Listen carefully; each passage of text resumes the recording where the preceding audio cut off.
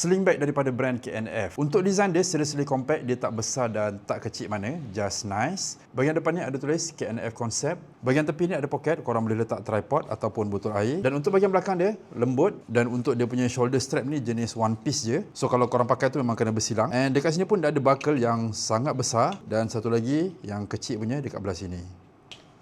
Korang juga boleh adjust dia punya panjang pendek, dan dekat sini pun ada tempat korang gantung barang. Contohnya korang boleh letak spek macam tu. Bahagian atas ni ada satu handle, dan jom kita tengok dia punya kompartmen dalaman. So untuk access bag ni guys, dia ada dua access, satu daripada bawah, satu daripada atas. Dan untuk atas ni korang boleh buka, zip dia korang boleh buka macam ni lah.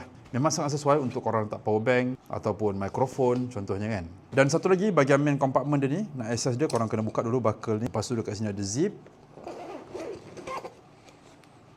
Strap ni korang boleh buka, korang boleh adjust. Contohnya macam dekat user instruction ni, dia adalah buat beberapa contoh gambar yang korang boleh tiru. Tapi yang macam ni pun sebenarnya dah sangat selesa bagi aku. Aku boleh letak kamera dekat tengah macam ni. So bila korang tutup tu memang kemas lah dan cantik. Contohnya kalau korang nak keluarkan kamera, just buka je zip pada bahagian tepi tu. Dan pada tepi ni korang terus boleh keluarkan kamera. Dan even dekat sini pun ada satu lagi poket kecil berzip. Korang boleh letak macam memory card ke ataupun filter dan sebagainya. Size dia compact, design dia pun cantik.